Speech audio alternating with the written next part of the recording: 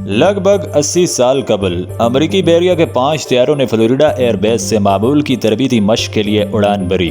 تفصیلات کے مطابق اس تربیتی مشن کو فلائٹ 19 کا نام دیا گیا تھا، مگر وہ طیارے اور ان پر موجود عملہ پھر کبھی نظر نہیں آیا۔ اس طرح برمودا ٹرائی اینگل یا تکون کا اسرار وجود میں آیا۔ یہ تکون میامی، برمودا اور پورٹو ریکو کے سمندری حصے پر مشتمل ہے اور کوئی واضح اعداد و شمار تو موجود نہیں، مگر گزشتہ صدی کے دوران اس مقام پر متعدد بحری جہاز اور طیارے بغیر کسی سراغ کے غائب ہوئے۔ ماضی میں بھی اس طرح کے اس خطے کے حوالے سے کہانیاں موجود ہیں، جیسے کرسٹوفر کولمبس نے اس علاقے میں کمپاس کے ساتھ ہونے والی عجیب تبدیلیوں کو تحریر کیا۔ مگر کیا آپ کو معلوم ہے کہ اس خطے کا نام برمودا ٹرائی اینگل کب رکھا گیا اور کب وہ دنیا کی توجہ کا مرکز بنا؟ نیشنل جیوگرافک نے کچھ عرصہ قبل اس حوالے سے ایک دلچسپ رپورٹ شائع کی تھی۔ رپورٹ کے مطابق اس کے لیے زیادہ پیچھے جانے کی ضرورت نہیں، در حقیقت برمودا ٹرائی اینگل کے نام کو 60 سال بھی نہیں ہوئے۔ اس خطے کا یہ نام 1964 میں اس وقت معروف ہوا جب ونسنٹ گیڈس نے ارگوزی نامی میگزین کے لیے فلائٹ 19 کی گمشدگی پر ایک سٹوری تحریر کرتے ہوئے برمودا ٹرائی اینگل کی اصطلاح استعمال کی۔ اس مضمون کے بعد یہ خطہ دنیا بھر میں پراسرار کہانیوں کو وجود دینے لگا۔ ایسی متعدد تھیوریز موجود ہیں جن سے بحری جہازوں اور طیاروں کی گمشدگی کی ممکنہ وضاحت کرنے کی کوشش کی گئی ہے۔ اگر عام افواہوں کی بات کی جائے تو بہت بڑے سمندری عفریت، خلائی مخلوق اور ایسے ہی متعدد عجیب خیالات کو برمودا ٹرائی اینگل کے اسرار کے ساتھ جوڑا جاتا ہے، مگر متعدد حلقوں کے خیال میں ممکنہ حقیقت زیادہ دلچسپ نہیں۔ ان حلقوں کے مطابق قدرت کی طاقت، انسانی غلطیاں، ڈیزائن میں خامیاں یا محض بدقسمتی سے متعدد گمشدگیوں کی وضاحت کی جا سکتی ہے۔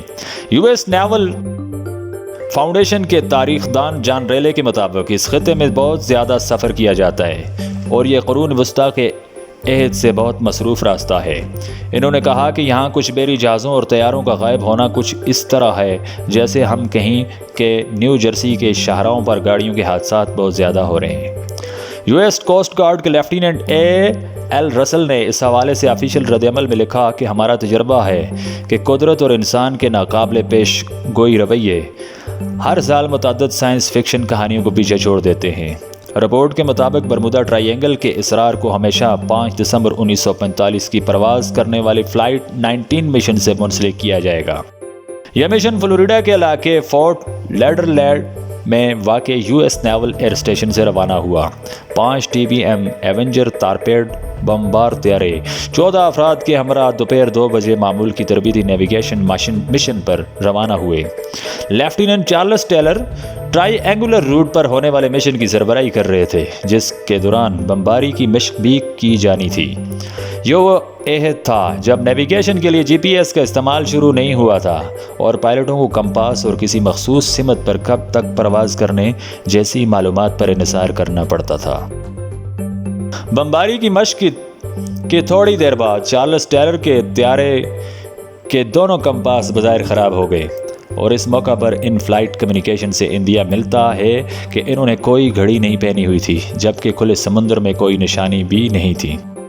یہ طیارے پریشانی میں ایک سے دوسری جانب پرواز کیے جا رہے تھے کیونکہ سمندر اچانک بکھر گیا تھا اور دن کی روشنی کی جگہ تاریکی چھا گئی تھی۔ چارلس ٹیلر کو ایک منصوبہ بیان کرتے سنا گیا تھا جس کے تحت کسی طیارے کا ایندھن کم ہونے پر تمام طیاروں کو سمندر میں اتر جانا تھا۔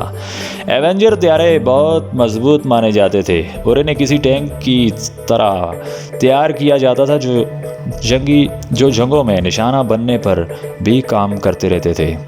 وہ بہت زیادہ وزنی بھی ہوتے تھے اور طیارے کا وزن 4535 کلو گرام ہوتا تھا، تو وہ سمندر میں بہت تیزی سے ڈوب سکتے تھے اور اس پر سوار افراد کے بچنے کا امکان نہ ہونے کے برابر ہوتا تھا، جبکہ ملبہ سمندر کی تہہ میں پہنچ جاتا۔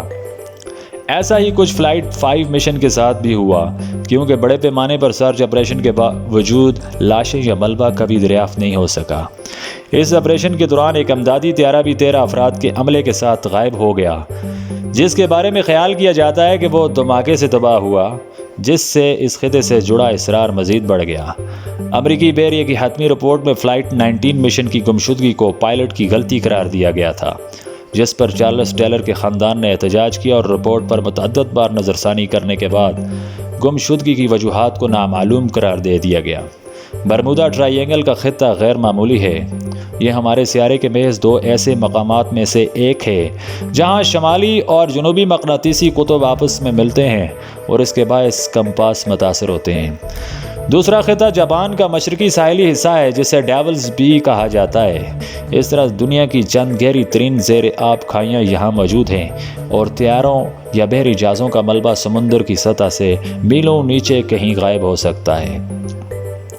برمودا ٹرائی اینگل کے خطے کے جنوبی جانب سمندر کی تہ 19,000 فٹ کی گہرائی میں ہے، جبکہ پورٹو ریکو میں ایک جگہ یہ گہرائی 27,500 فٹ ہے۔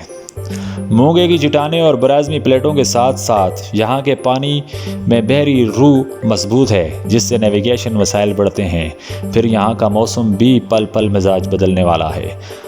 امریکہ کا میرین پریڈکشن سینٹر کے ماہر ڈیو فیٹ کے مطابق اس خطے میں بحری روح یا کرنٹ موسم پر اثر انداز ہونے والا عنصر ہے۔ ان کے مطابق یہاں کی بحری روح 46 سے 50 میل چوڑی ہے، یعنی سمندر کے اندر ایک دریا کی طرح گردش کرتی ہے، جس کے باعث اونچی لہریں عام ہیں۔